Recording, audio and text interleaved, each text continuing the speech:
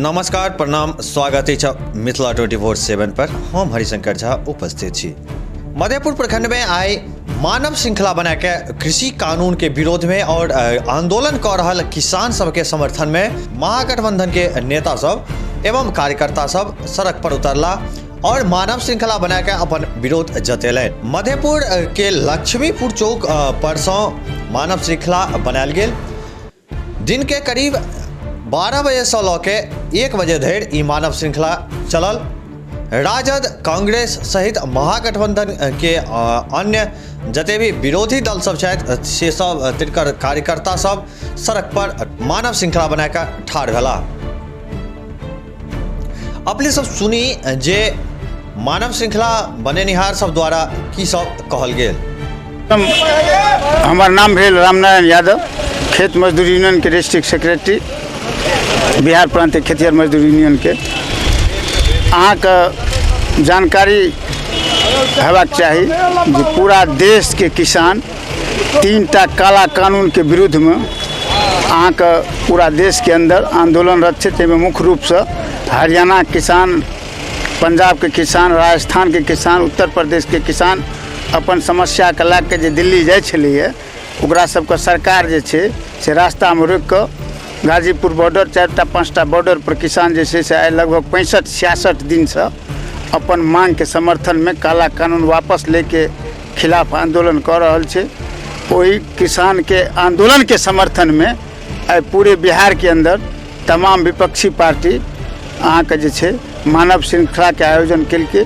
ओही के समर्थन में हम सब लक्ष्मीपुर चौक मधेपुर में अहाँ के लाइन में मानव श्रृंखला में छी।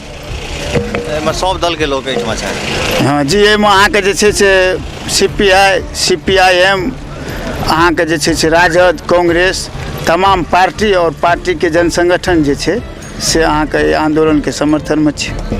आइ जे अछि से समूचा बिहार में किसान जे छै किसानक हित में, किसानक समर्थन में जे लगभग 2 महीना से अधिक से ये किसान हमर दिल्ली में धरना प्रदर्शन कए रहल छथि। हुनका अनुसार हुनकर बात के नहीं सुनल जाइ छै।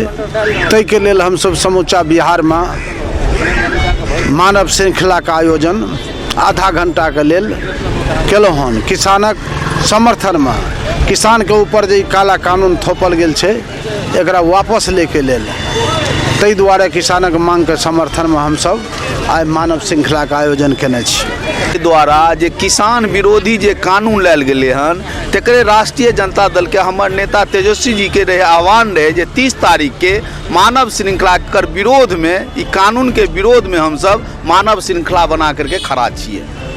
क्या बजे से क्या बजे तक आयोजन ई छल हमर सबके 12:30 बजे से लग करके 1 बजे तक आधा घंटा के, लेकिन हम सब 12 बजे से लाइन में छी। किसान का हित अनहित में जे काला कानून निकालल के एकरे समर्थन में हम सब किसान मानव श्रृंखला के रूप में 12 बजे से 1 बजे तक महागठबंधन के जते भी दल के लोग छै हम सब रोड पर खड़ा छी। जैसे एखुनका लेल बस एतबी। एक बेर पुनः उपस्थित है क्षेत्र किछु नव जानकारी के संग, क्षेत्र किछु नव खबर के संग।